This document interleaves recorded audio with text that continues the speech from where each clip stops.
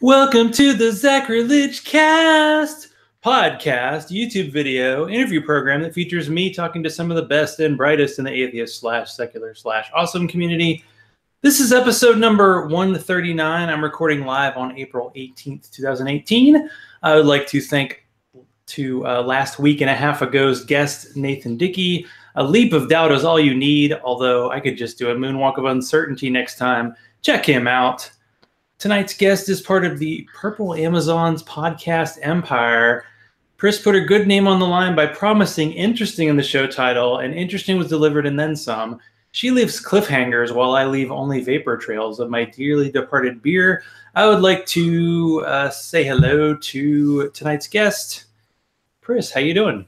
Hi, I am good. Warm, snuggly, other things. That's what I am. I hate to disappoint the crowd, but I am drinking water tonight, and I believe, what are you having tonight? Peach tea. Like, it's hot tea. It's like some shit from Divana. I don't know. It like blooms. It's like a little circle ball, and then you drop it in, and it turns into like a pretty flower as you drink it. Like it's when it steeps. So it's visual, and it's got the whole thing going for it. Yeah, I don't even care about the visual. That's how punk rock I am. I just threw it in. I haven't paid attention since. Okay, well, I have one out of context quote from the podcast. They got weird because boobies. They got weird because boobies. Okay, what about it? Well, that was the quote. Okay. It was about, well, you might know with the reference, and if not, I think it was like episode 1, so you might have, you know. They got weird because boobies. I've said that. That's my parents. I was in reference to my parents. I said that. I said they got weird because boobies. I don't know, or something like that. Yeah. I haven't talked to my parents. I'm transgender. I haven't talked to my parents in about probably 19 months or so. I had started hormones, and then after a few months, I went over to their house. They live across town. I went over to the house, and I was like, we were going to go have dinner, and it's like I can't go out in public. Like at the time, I couldn't go out in public without a bra, without feeling weird.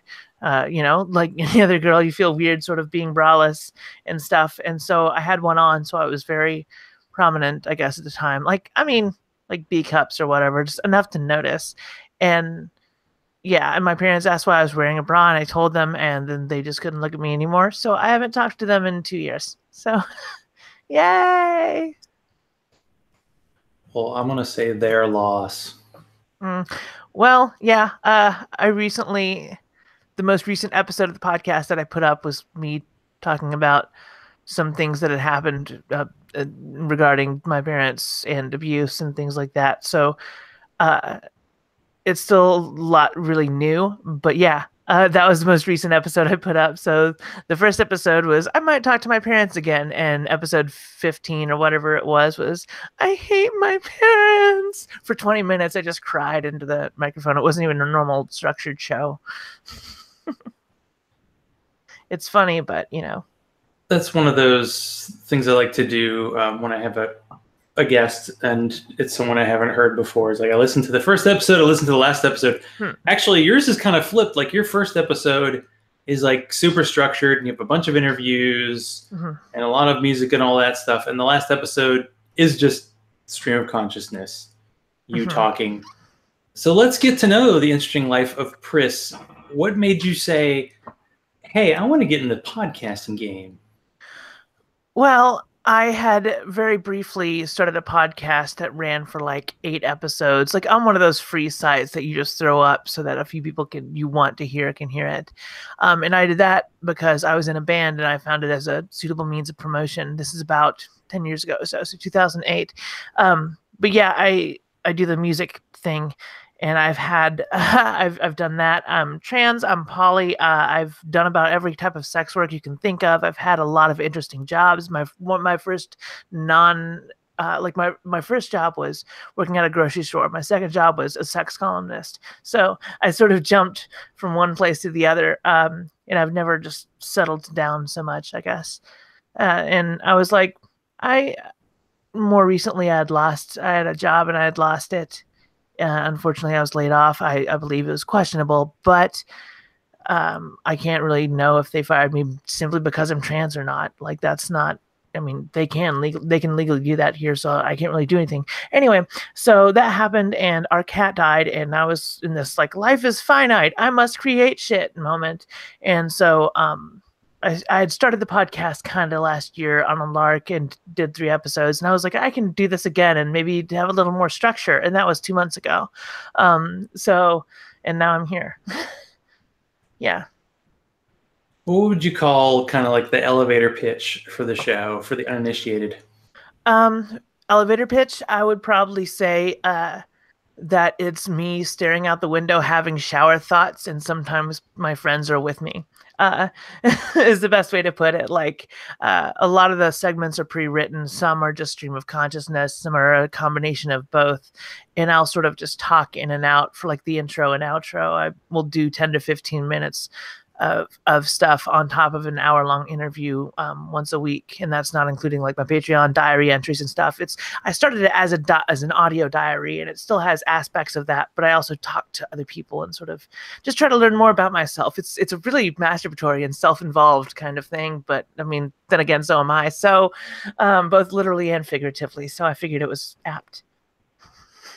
Yeah, really. Now, how did you come up with the nickname Priss? Where did they come from?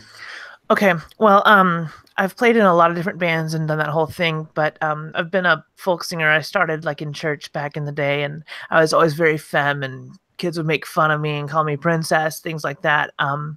And so a lot of that sort of stuck. And about a decade ago, my now wife and I were just talking. She was my booking agent for a long time then, but we were talking about graffiti and stuff, and she was like, well, if you have a graffiti name and you have a tagger name or whatever, it's got to be like 4 to 5 letters, and it has to be 1 syllable, and it's got to be easy to read. And I was like, Priss?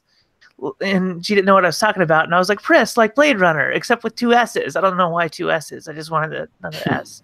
So yeah, Priss with 2 S's is a thing, and it just sort of stuck. I think as far as like doing folk singer work after that for the next several years. I never did anything serious with that until recently. You know, I played a few shows, but not like, I'm not going out and touring or anything. It's not the primary focus of what I'm doing. Well, most people talk about themselves on their podcast, but few people have like their own face as like part of their show logo. What was the idea behind that? Oh, the show logo with the paint and all that? Yeah. Well, that photo is about, I need to do a newer shoot. I want to do one very similar. That shoot was, I wanted to do something sort of suggestive, sort of like fun, suggestive, but I wanted it to be, despite my absence of color in my wardrobe, I wanted to do something mildly colorful. And I was like, pink and blue are trans colors. That'll be fun. And I can just like do that. And we ended up deciding on the sort of structure of paint on my face the way it was purposefully. So it has that sort of slightly suggestive thing. And I'd done it just for a photo shoot for a show because I wanted promotional material. And I sort of cobbled that together and used it for the podcast itself. I'm considering doing a more updated one because with hormones, I don't look as much. I mean, like, I don't not look like me in that, but I look a lot different than I did, 13 months ago or whatever it was. So yeah, that was it. My roommate's a makeup artist, and so he did a lot of the work, and my wife and I are both photographers, so I do most of that stuff at home. And what was the process before starting this show and then getting that first episode out? Because in your first episode, you talk about your history about being trans, and then you interview your brother, a gender fluid woman, I think another friend of yours. Mm-hmm. So it was a major production, but what was that like to produce that first episode?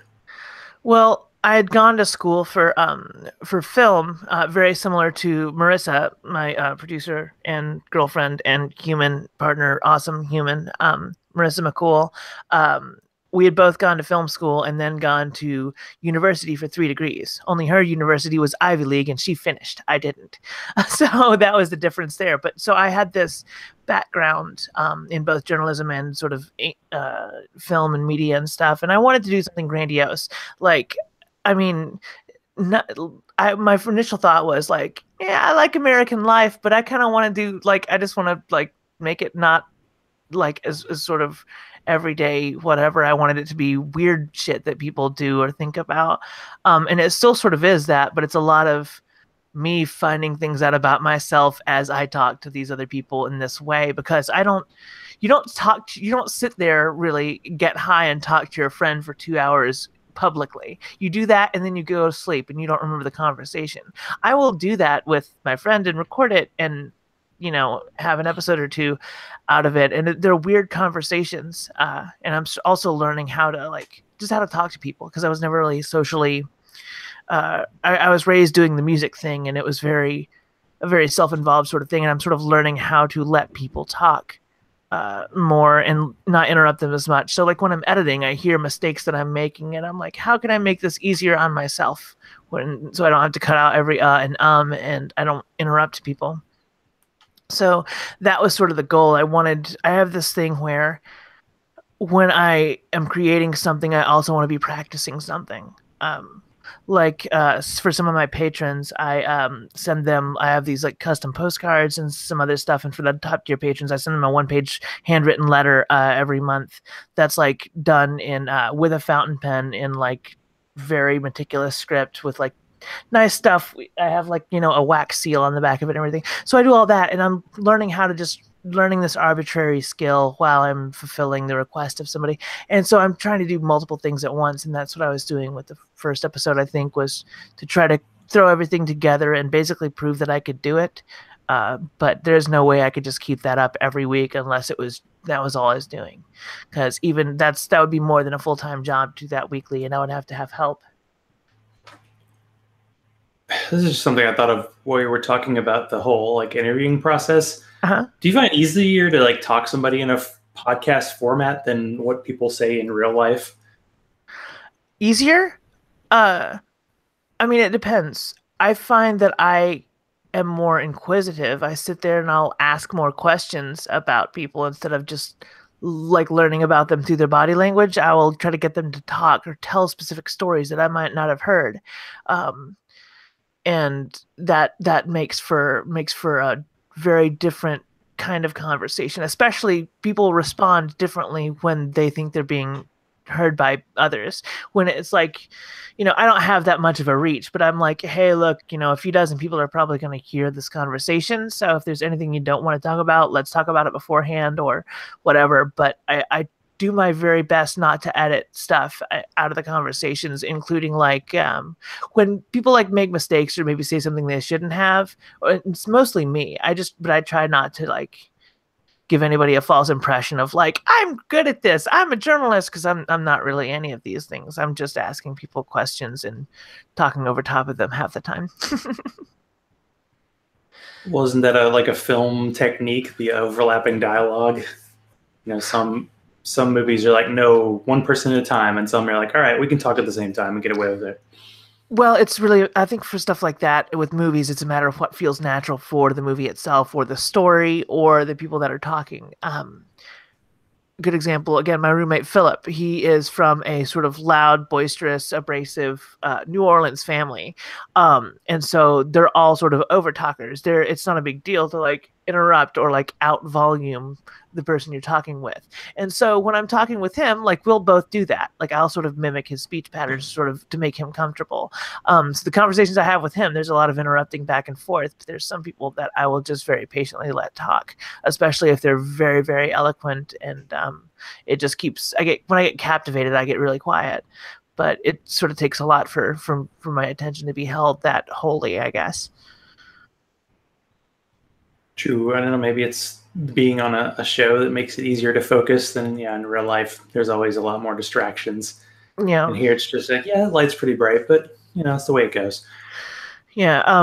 One of the things I'm pretty insistent on, I mean, a few of these things have changed, but I really like the intimacy of doing everything in person. I wasn't going to set up and record in my room unless I had 2 mics. I wasn't going to I didn't spend a whole bunch of money on stuff. I mean, I spent total maybe a couple $100 and already had a computer, but it's like, I want people to like come into my home. I mean, I record in like my bedroom. Like my wife is downstairs playing Skyrim right now because she can't play in the bedroom because I'm taking it up right now. But I like to invite people over and like feed them. Like I like to cook, and when I schedule people to come over, I'll usually ask them to come over at 6, and it's usually like 10 or 11 before we're totally done, because they'll like eat and maybe we'll get high or something and just relax. And because it's, for a lot of people, it's the first time they've talked in this sort of situation, and I want them to be as comfortable as possible. It's because it's a lot to ask of somebody to do that, especially with my friend Laura, one of my best friends. I had her on with the explicit purpose of talking about mental illness, and those episodes I haven't put up yet, but they're she talks about a lot of stuff that is very private and isn't like hiding her name or anything else like that. It's very much that, and it feels comfortable and natural after a certain point. She sort of falls into a rhythm with the conversation and can sort of let go and say things that she would say in normal conversation, but she's on a mic. Like half the time my guests aren't even paying attention to the mic, they're staring at me, and that's what I want when I'm talking to them. I want that sort of just casual but potentially sort of very intimate conversation that you would have over a dinner table with someone, like passing a pipe back and forth after dinner or something. That kind of stuff is like, I think I don't hear that, and I just like I can do that, I think. So different. Like I don't even know. Be like, would I bring somebody else into the studio? Like I've never had another person do it because I'd feel cramped and probably really hot. But I might have to try that one of these weeks. It's very, very helpful, I find, for that sort of thing. I mean, I don't mind sitting here and talking to other people, like on Google Hangouts or whatever else, and sometimes that can work, and it provides for sometimes a more efficient environment. Like recording on Zencaster is really, really good online. There's a lot of people who use that. It's definitely worth the wait and worth its price in gold. Like it's very, very good and high quality, and that provides, I think, for a different sort of structure. I know Marissa uses Zencaster very frequently. We've used it several times to record, and that's it's really good when you can do that. But it's less casual, I guess. I want people calm and not trying to sell something necessarily all the time. True. That's a good point. I don't know. Maybe it's the video part, because most of the time I am talking to somebody. It's like when you can see somebody and see the reactions, you kind of get a feel more. Yeah. If you're talking, like most times I'm on as a guest, I'm definitely doing audio. Although I feel better because I don't have to put the light on. Right. But you don't always get the same kind of cues. Now, do you have a set now that you're kind of more regular on the show? Do you have a set, like how often you post? Once a week. I do it weekly, which is a lot of work, but again, excuse me again. My wife is a life insurance agent, and we're not doing famously really well, but I don't have to work, I guess, that much. And right now, part of that is too, I don't, I mean, I'm on the autism spectrum, and I have a hard time doing lots of like sort of retail or like sort of public work, things like that with people. In those sorts of settings, it makes things pretty hard. Even sometimes like going to the store is hard. I wear headphones, like put them in my ear even when I'm not listening to stuff, so I don't have to talk to anybody. Because I mean, I'm fine mostly socially when I need to be, but it's like when I don't have a specific purpose or something, it's very awkward for me to be like in a store where I feel like I don't belong. So a lot of those things make it incredibly hard for me to hold a steady job. I think last year I worked 10 out of the 12 months of that year over the table, and that was the most consistently I had worked. Despite like I have meds that affect that as well. I have bipolar disorder and a couple of other mental health issues that I am trying to maintain with meds, and sometimes those make for erratic stuff. But I mean, like I've had 2 suicide scares in the last 3 weeks. I mean, they're minimal and I'm able to manage them, but it's stuff that happens, and that fucks with your work ethic, but I do put out an episode once a week. Sometimes it'll be on Sunday, depending on how busy it is, but it'll be usually on the weekend. Saturday is usually when I'll do like the final edits and post it. for each proper episode, but also during the week. I'm right now about a month out ahead of myself in terms of interviews. All of that's on Patreon. I post for some of my subscribers. I post like all the interviews uncut the day that I have them. I'll clean them up and put their own intro and outro and own music on them that day and post those. And also once a week, I'm doing my diary entries proper. Every Wednesday, I'm putting those up, which are usually about 15 minutes long, and they're entirely pre-written and fully produced. Most of the time they are just straight up poetry. But today there was a couple of essays that I put up, but yeah, it's all pre-written stuff. That also helps keep me on a schedule for consistent writing and things like that. Actually consistent enough that I am in the beginning stages of compiling together a book of the last couple of months of writings that I've done for it. Excellent. So something to look forward to. Yeah. I've never done anything like that, and I was like, well, why the fuck can't I? I've got a couple of like a piece and a half, like one piece that I wrote and one piece that I co-wrote with Marissa are going to be in Marissa's upcoming book. So I've got a couple of things in there, and a couple of other things that I've been working on in terms of writing. And I was like, why can't I do this? I've never done it. And, so it's just I'm just going to publish a book of poetry, and nobody reads poetry anymore. It's purely a vanity thing, but I want to be able to say that I did it, if nothing else. I don't know. I think poetry can be underrated. I don't know. It's not totally dead. Yeah. I mean, what's funny is that I don't particularly read a lot. I enjoy reading very much, but, I don't really read a whole lot. I listen to not a lot of podcasts, a lot of music. And I used to listen to more podcasts, but I work on them. So I think I listen to them, the ones that I'm doing stuff with or around. But, yeah, it's a lot, but, it's mostly all I'm doing is working on that or writing or fulfilling Patreon requests and things like that during the day. It takes up almost all of my time. There are days where I have to stop and it's like midnight and I've been up since 5 a.m. But I'm getting shit done, and that's the first most productive I've felt since probably 2010, to be honest. So do you always do interviews? I know the last episode wasn't an interview, but is that the normal setup of the show? Yeah, the free weekly show, yeah, I'll do like a 15-minute or so intro that sometimes is partially pre-written, or I'll just sort of talk about like what's going on in my head for a few minutes and then throw out the interview, which is funny because I have this tendency to I get pretty vulnerable really fast, so I'll either laugh or get very stoned and do the intro and outro. But it'll be like the polar opposite mood. Like I'll be like crying, and then I'll be like, "Here's this hilarious interview," or it's like a really sad. Like I did an interview. My roommate has a tumor in his brain. He has cancer, and we did an episode specifically to discuss mortality, and it was very jokey. The tone was different than the intent. But yeah, the intro and outro are usually sort of separate from the interview. It's just me talking about where I am at that moment, or just reading something that I had written in the past couple of days, or a version of that for a few minutes before and after the interview. And sometimes more often than not, they'll run long. I'll do like an hour and a half, and then I'll split it up into 2 parts. Like I'm going to post a second part of one that I did 2 weeks ago.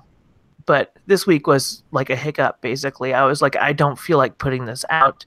I'm going to get this off I can at least do this because I'm not putting up an episode, and I feel, you feel obligated. So I was like, I'm going to put something up. So I just turned on the microphone and started talking. Like I just got stoned and dealt with it.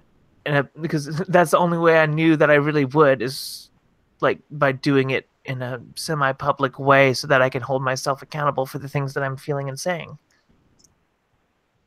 Do you recommend for people who haven't listened to your show before, do you say start from the beginning? Yes. Or the last episode, or just pick an episode? Right now, start from the beginning. It's a lot, but I mean, it's turning into a journey. There are a few episodes that are sort of interchangeable and probably missable, so to speak, but like I think that as I get further into transitioning and stuff with all of that, as that stuff gets closer, and the more the more things I find out about my parents, like it's a very gradual thing. And there's interviews where I make weird, subtle mentions of weird shit. There's an episode with Chris Watson. You can skip that one, but you know, that's fine. But that one I'm not particularly proud of. But you can listen to it if you want to. But yeah, I think from the beginning is the best way to do that. It's sort of there's some sort of a narrative. It feels like I don't really go back and listen, but it seems like there would be. And plus, if you're into like a Netflix show, that's about usually a 13 episode thing, and you got 15, so that's not and not every episode's like an hour long, so it varies in length. Mm-hmm. Do you have like a favorite show, like a favorite interview, or maybe a subject that you've attacked so far? My favorite interview is one that is not out yet. It will be up.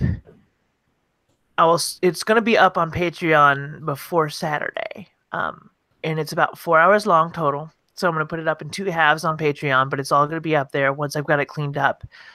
But it's with Marissa, and it's an incredibly like intimate and vulnerable interview. The first part of it, we sort of dance around subjects and talk like we did a couple of weeks ago on the Sis Are Getting Out of Hand. We talk about, each other and what's going on. And but the intent, like Marissa and I had sat down, was like Marissa was like, I want to tell like my story for real, and like not in like I like not like in the way that, when you're like going on a random show to sell my book. It was like, I'm going to do this for real. So the second half of it, we're just sitting in her studio in Minnesota, and it's like, we can't do this. So we went back to my hotel room, shut the blinds, everything is completely dark, get down in our underwear, and just put a phone in between us on the bed, and we talk for another 2 hours.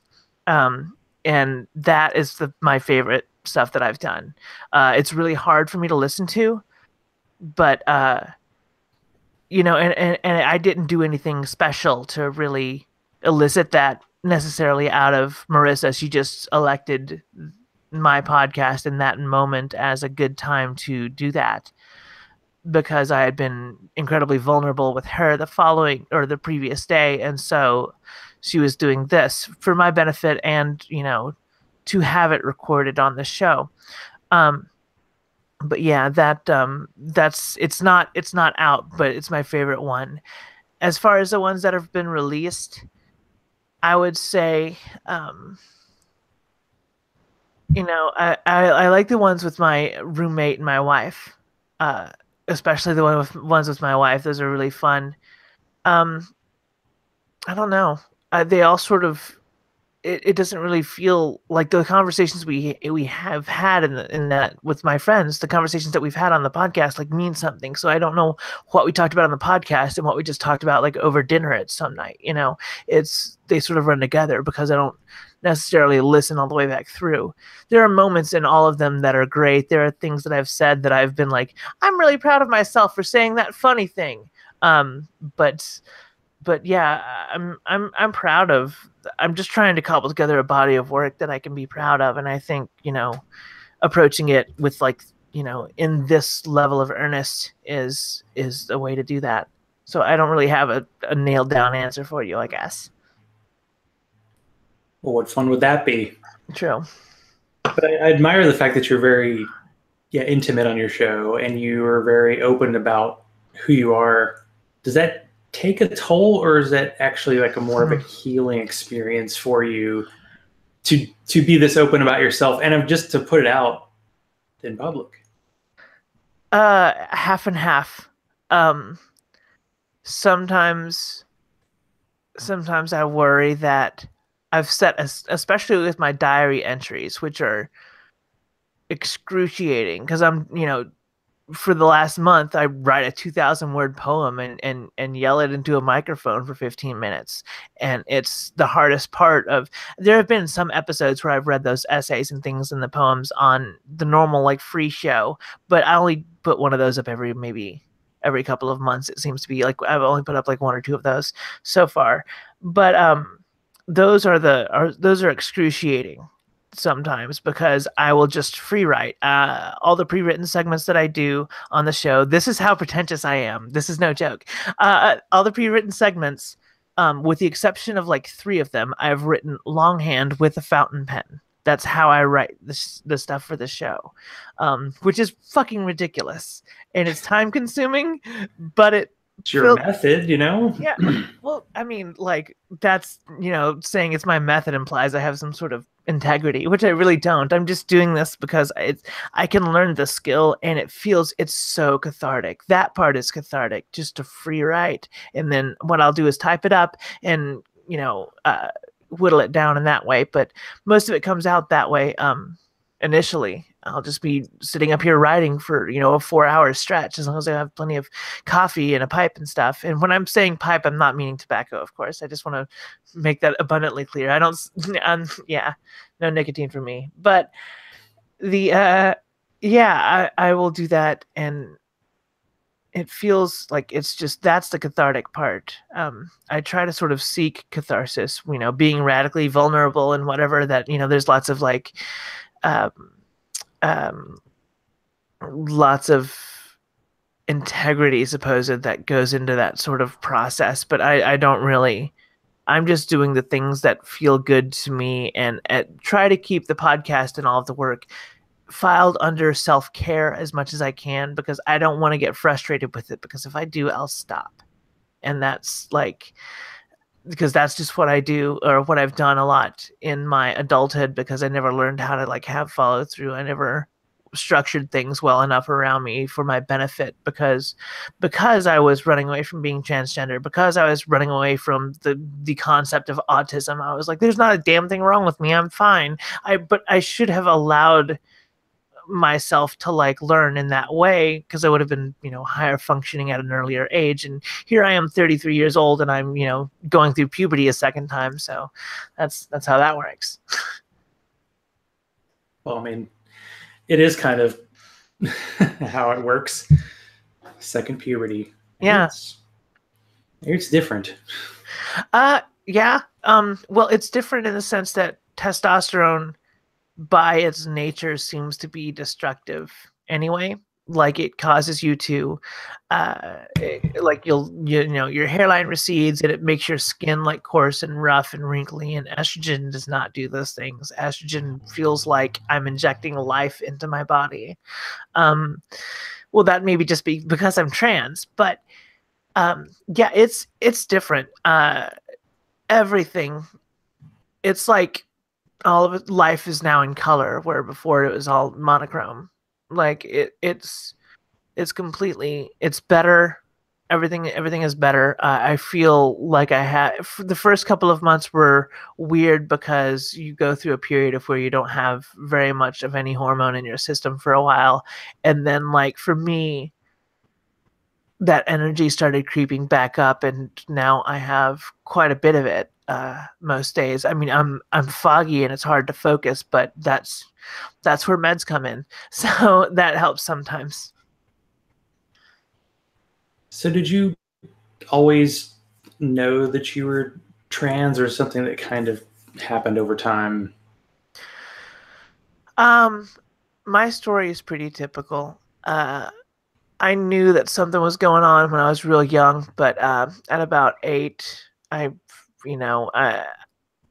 was hanging out with, my neighbor. I think it was maybe earlier than that. I was hanging out with a couple of my like neighbors, like these twin girls. And they like had like, no, I would have been about 6 then, actually, because it would have been in Smyrna. Not important. But the point is, I just did the math. I would have been about 6 years old. It would have been like 1990. So, I was with my these 2 twin girls who lived across the street from me, and I was in their house, like in the room, and their room felt like home. It felt beautiful and bright, and it was colorful in a way that I hadn't really experienced. I hadn't really had that much contact with the color pink prior, and that was a thing. I loved black and pink and red. Everything. I had this black sweater, and I had like pink paint, and I would make my own clothes, not bedazzle them, but I would do that stuff, and stuff that seems sort of typically female. But that doesn't mean necessarily anything, but it was sort of sad in that way. More important than that, though, I very much identified with like the women in my family. Like I in a lot of ways, I wanted to be my mom when I was younger, because my mom was sort of classic housewife and all that kind of thing. And although she wasn't particularly bright and they're terrible people, the domesticity of it all to me, like actively, like knowing she lives in this world where she can go out and work and do all that, but actively choosing to stay home and take care of kids and stuff. Well, and by actively choosing, I mean we were privileged enough to where she didn't have to work. So I always thought that was sort of an appealing life goal, is sort of kind of be like domesticated housewife kind of thing. But so I always identify with that. And my the women in my family overall, I was much more comfortable around. I've never been fully comfortable around, like, if I'm walking into a room and there's nothing but like cis straight men in there, I have to leave. I can't. I just instinctually get uncomfortable. But that, I don't know if that's a trans thing or it's just a girl thing.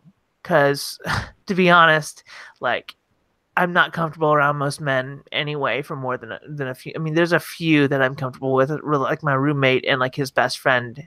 Other than that, I have very little patience for most cis hetero men at all, and a lot of cis gay men as well are very sort of trying at points for me.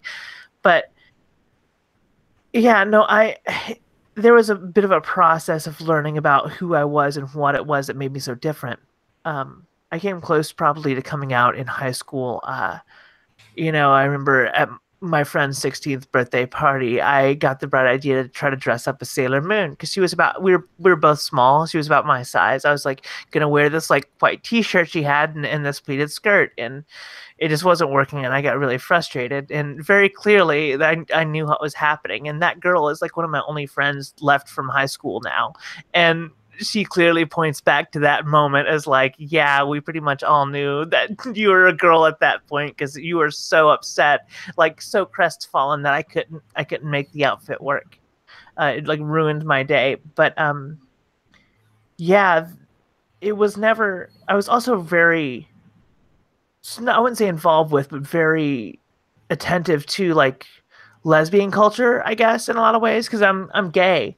Uh, I consider myself a lesbian. I'm not really attracted to anybody that's not sort of on the more femme side of things. But I was always sort of interested in that, and the 90s were great. Like, Drew Barrymore had short hair, and every girl was sort of had this edge to them that felt very gay, like, and that was always, that spoke to me. Like, my heroes when I was a kid were like Juliette Lewis, I mean, like, I was that was who, I mean, yeah, that it was that, or like, just punk rock people. Courtney Love back before she was a complete asshole, and just like later on, like Brody Dahl and those people, like playing in like girls in punk rock that are just really fucking awesome. And it's like, I don't know why, I just am really obsessed with this. And I was like, oh, because that's just a girl thing. That's just me being a girl. So yeah, there's a process of like dealing with it. I didn't tell anybody. I didn't say the word trans referring to me until about 5 years ago, I would say. So it would have been about 2013 or so. I was in university and really stressed out, and it all came to a head. And I told my now ex-wife, who, basically kicked me to the curb for primarily that reason, despite otherwise being a lesbian. I was the first quote unquote man she'd ever dated, and she married me, and then I came out, and she was like, no, we're done.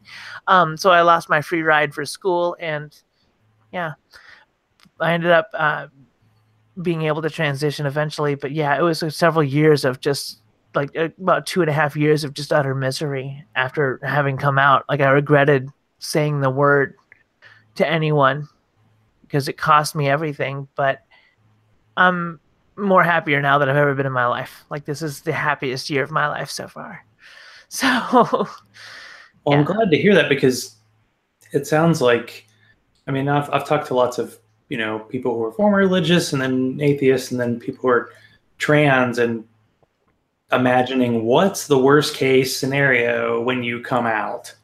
Mm. Seems like you had that with your parents and your then wife.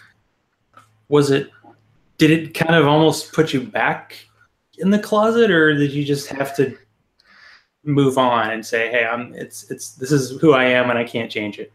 Well, I would say, I mean, relatively speaking, it was hard. I'm not gonna lie. It's one of the hardest things I've ever had to do. But there are people who come out and then their parents beat them or like hurt them, especially kids, or they get thrown out of the house or they're homeless. You know, so much of like homeless youth are just gay or queer kids that were abused or tossed out of their home or something like that. And I mean, that's, you know, I can't speak to that experience. I know it is, you know, not that we should compare, but it is like a more harmful and a harder obstacle to overcome than in my case. I lived alone for 6 months with no real means of transportation or a job, and then I moved in with my parents because my parents still took me in even though I had come out to them. I just wasn't doing anything. Um, my parents, I think, didn't seem to really understand when I used the word transgender because their response was, "We don't care what you do as long as you don't bring it home." So I think they might have thought I was a crossdresser or something unrelated. Like, I that seems to be the normal narrative you hear. You know, transsexual use, which is that word has sort of fallen out of favor.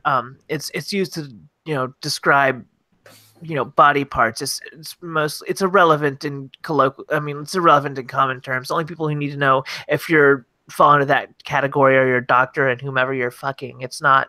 You shouldn't publicly do that. So that word has fallen out of style, and a lot of things have changed. And so I don't fault them necessarily for not knowing, but I also fault them for not even having, you know, for having the hubris not to even ask or care enough to ask what that is. And yeah, I'm an adult. I'm 28 years old at this point. You know, they don't have to care. They don't have to be around at all or help me, and that's fine too. But I mean, there's, you know, you want out of parents, you kind of want them to give a shit about you, even if you're like, you know, still an adult. But at the time, I hadn't, you know, realized everything that had happened to me when I was a kid. And if I had, I would have been gone the second I turned 18. Like, I mean, all of that was blocked out basically until about a week and a half ago, you know? And so it's been a rough couple weeks, but yeah, so it was, I mean, it was certainly hard. And there are times, well, then certainly that I wish I'd never said anything. But the first night a lot of people when they start on hormones will start very gradually. I got a full dose my first day, and I've been at that same dose ever since. Um, and that night was the best night of sleep I had ever remember having.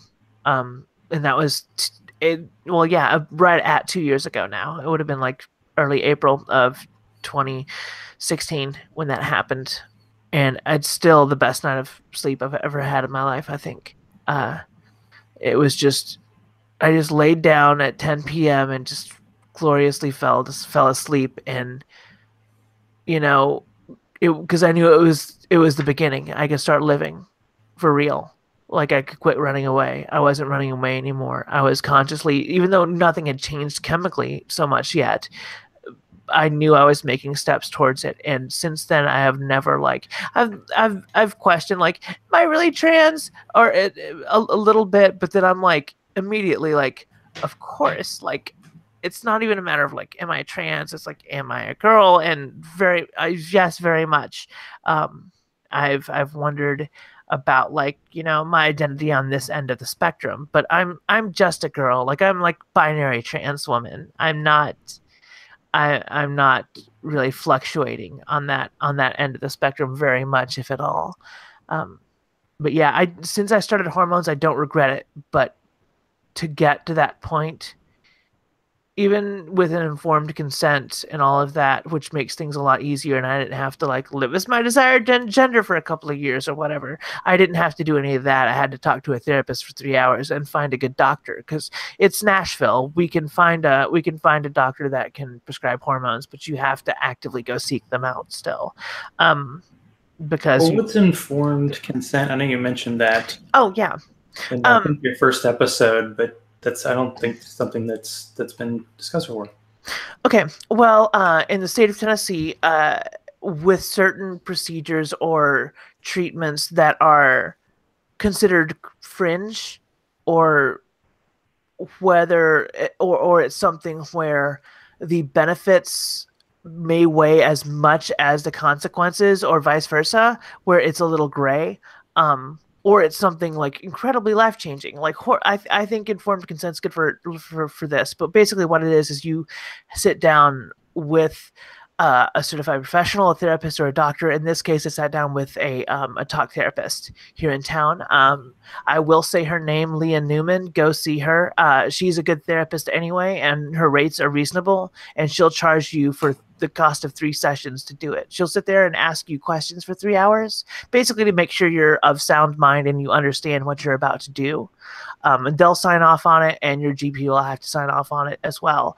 And then, even in my case, my wife is literally an insurance agent, and I still have to pay out of pocket for hormones. We have great insurance, but we still have to pay for them completely. Like, there's no coverage for it under my plan, and they don't have to in this state because it's considered elective. So, you pay out of pocket for all of that. But informed consent is basically that process of asking those questions and doing that to make sure that you're okay. It's still what's called gatekeeping, which is keeping somebody from doing a thing, but informed consent is making sure they understand what it is that they're doing first. You don't want it's not a thing that you jump into lightly. Now, if you think your child may be trans and they're 10, puberty blockers are totally fine and acceptable. The effects from them are, for the most part, reversible, and they are not harmful really in any meaningful way. That's not worth any sort of a risk. But with hormones, even if I have bottom surgery and all of that, I will still have to take estrogen for the rest of my life. That is a life sentence. And if I have bottom surgery, then if I don't have estrogen, my body will eventually break down after a few months, because it's like it'll be your hormones. You won't have anything producing any hormones in your body. So you have to synthetically replace that. Right now, I suppress the testosterone, but when you have bottom surgery, you obviously don't need to do that anymore. But you will still have to take the estrogen for the rest of your life, and that will that is a cost that we have to pay for. It's basically like being on birth control. It's a higher risk of heart attack and stuff, but you're taking it until you're not taking it anymore. It's not a thing. People don't want to be trans. Like, I don't want to be. I'm a girl, and I'm trying to fix everything else so I feel comfortable. And to me, it's worth a potentially shortened life. And also the threat of, the coin toss of suicide, or getting just hurt or killed by a random person on the side of the street. It is worth those risks. And also, 75 cents on the dollar now that I'm a girl, but that's just how that works. But my point is that nobody wants that, trans people, binary trans people like me, I can't speak for all of them, but I can speak for myself, where I'm not ashamed of being trans, but I would like to be cis. You know what I mean? Yeah, I totally went off in like 4 directions there. I'm sorry. The directions are all up to you, and that's totally fine. Now, I think we've talked about in real life versus online versus podcasting. Mm-hmm. Now, you're in Nashville, so you're in, of course, sort of the blueberry in the tomato soup kind of situation, like I am in Georgia. But what was it like for you going to NanoCon and hanging out with other kind of like-minded people? And of course, you had a special, friend you were meeting up with there. Yeah. Well, NanoCon, I had never been to like an atheist convention before. I was sort of familiar. I'm not like a part of the atheist movement, so to speak. I mean, I am an atheist very much, but I'm not like into the atheist podcast. Like, I don't know everybody's name. Like, like I know who Matt Dillahunty is, and a couple of like people that I will watch on YouTube. And at one point I was a paid listener of Dogma Debate for about a year. I jumped that ship a while Me ago. too. Yeah, Probably more than a year. Yeah. I jumped that ship. I don't That's know. not hashtag me too. That's me just saying me too. Sorry. Yeah, those words have been co-opted currently, but Mhm. no, it's so I was familiar, and there are aspects of like atheist podcasting that I would listen to when I was like cooking or cleaning, like Dogma Debate back in the day before he started going all classical liberal, and I'm my preferred pronoun is comrade, so I'm about as left as it gets in the States. So, um so yeah, I'm not militant or anything, but yeah. um so yeah, I politically, I mean, I didn't want to have an echo chamber, but it was like I don't want to give this guy any more money because I just our views, I can't pay for this guy to broadcast these views. I'm not gonna do that anymore, so I quit. But yeah, it was cool to go to that. I didn't really know what to expect. I've mentioned this before in a couple of other podcasts. Like I was already friends on Facebook with like Callie Wright and Celeste, and I wasn't. I think I might have already been friends with Marissa McCool, but I had just interviewed her randomly. I didn't know like she was like Ivy League educated author of 6 books, Marissa McCool. I just knew she was a trans girl before that. That interview is literally us like blushing and sort of flirting with each other and fumbling through a conversation for 30 minutes. But because we hadn't met or talked at all. Basically, we had texted like a few things back and forth, but like until that conversation, we hadn't really talked. And now we're together. So that was the reason that I was there, is because she was speaking in a couple of panels, that one of which, or two of which, you moderated, which you did famously at. But it was cool to go and see those people, and I got to go and sort of meet a lot of those people as well. The whole weekend I stayed at Marissa's hotel in Franklin. I was just around nothing but these people, learning that whole world just because I found it fascinating, and the people as well. And I felt, in that sense, very comfortable. I was raised Southern Baptist. My parents are young earth creationists. And I was abused a lot. A lot of the abuse was directly because of the church. So I have not animosity, but I have a pretty solid disrespect of people that are otherwise reasonable, that are still Christians, that are peers of mine. Like I mean, I'm not disrespectful of them as people. It's just like I can't abide this behavior, especially when it's potentially destructive to others. I can't let that happen. So I have that approach. And when you go to this conference and you look and talk to these people, and you can just share an eye roll together, and it means so much. That sort of shorthand with someone you met 10 minutes prior, from me, is rare.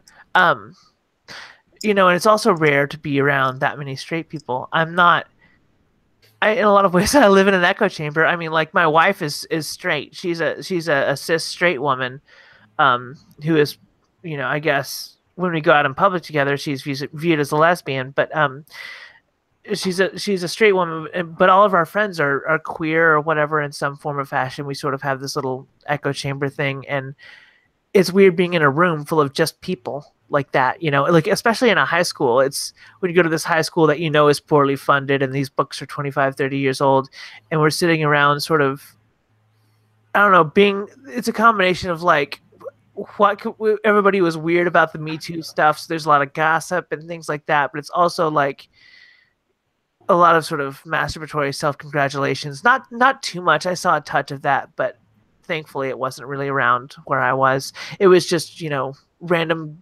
men being men, I guess, in some ways.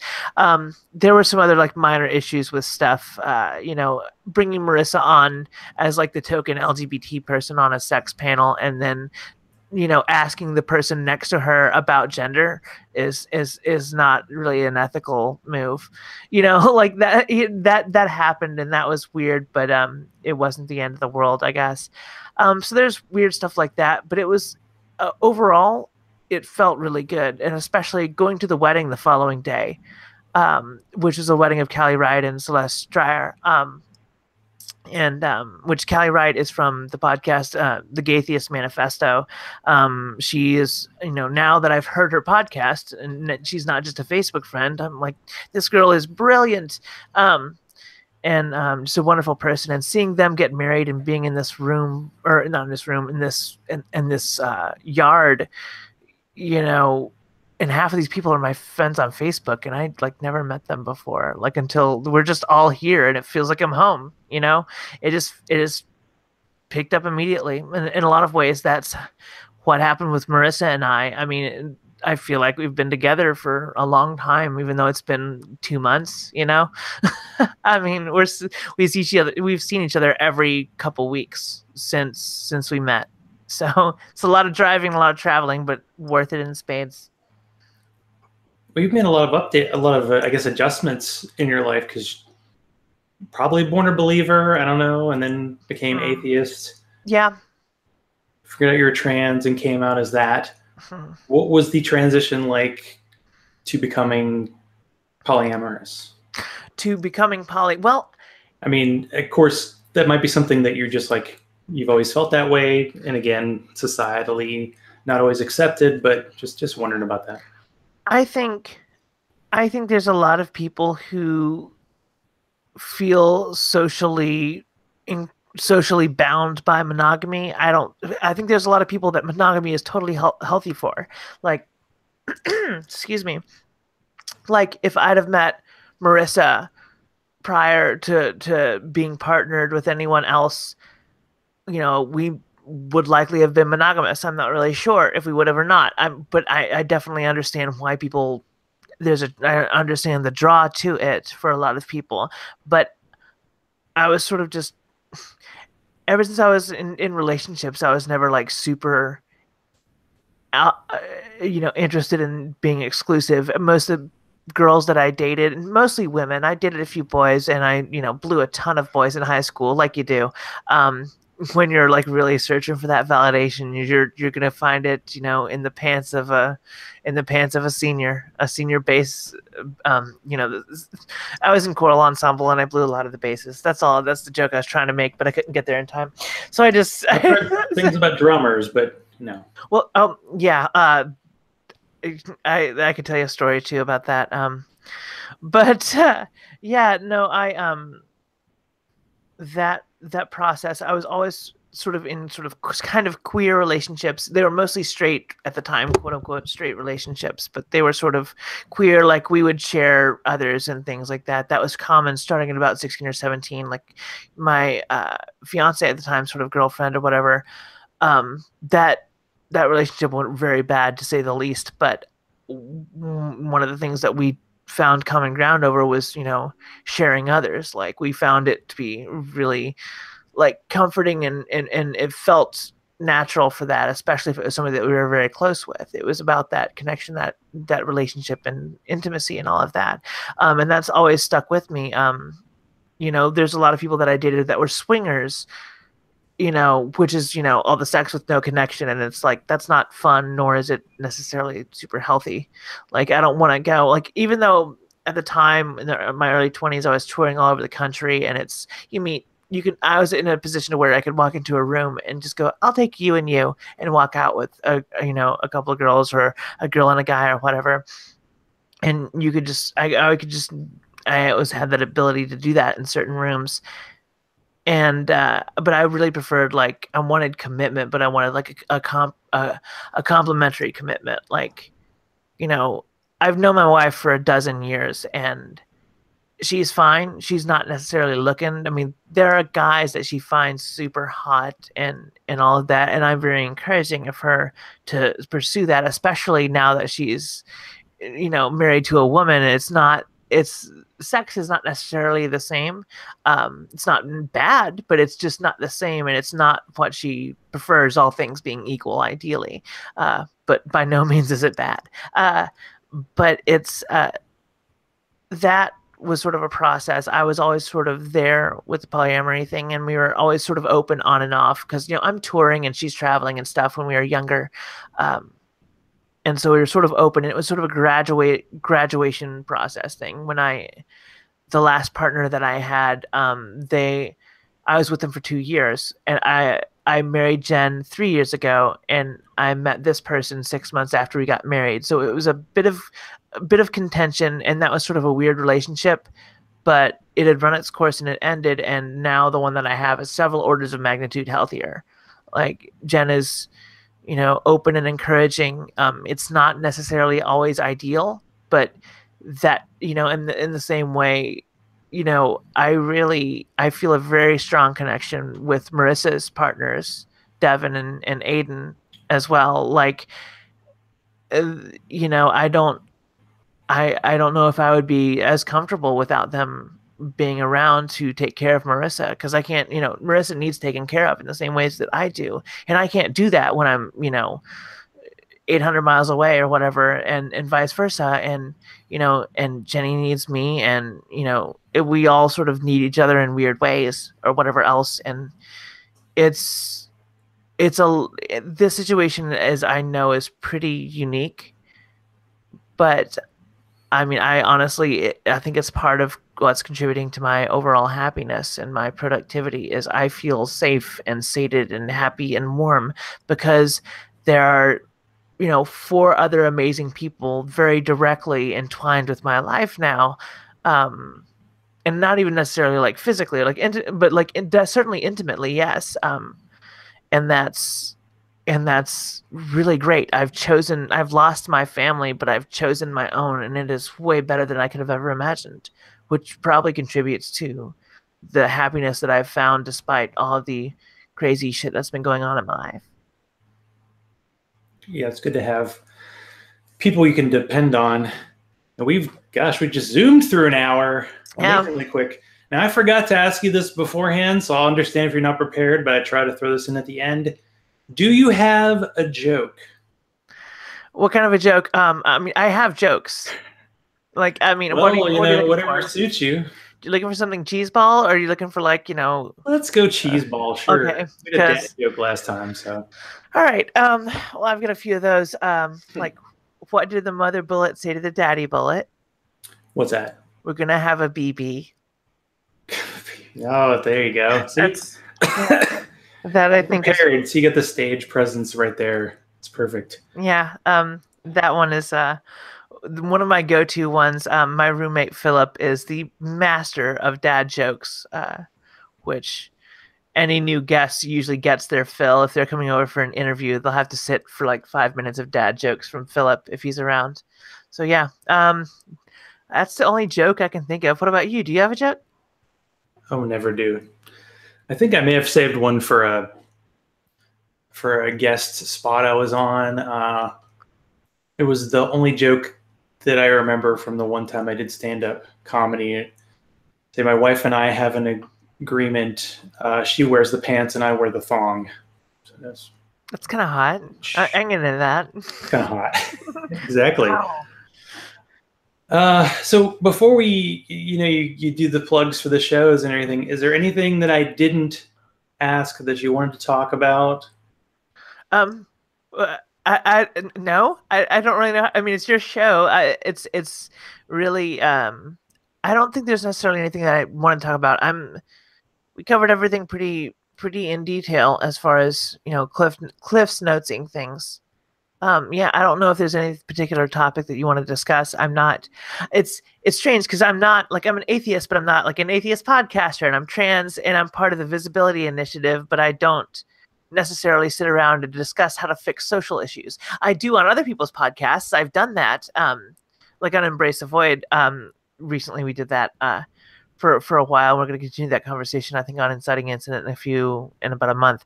But the yeah, I don't. I'm not like.